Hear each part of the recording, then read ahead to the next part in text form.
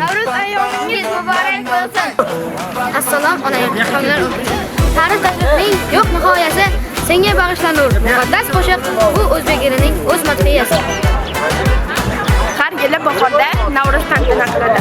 Bahordagi an'analar, urf-odatlar xalqimizni hech qachon tark etmaydi. Aksincha,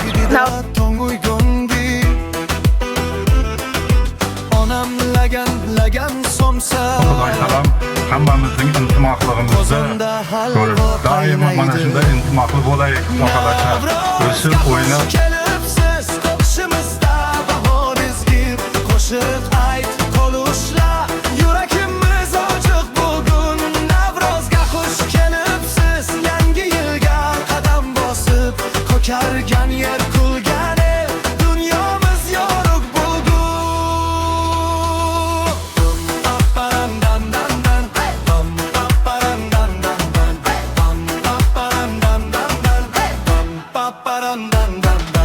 bolalar uchadi yugurib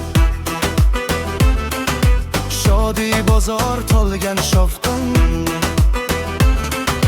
dadasi ko'tarib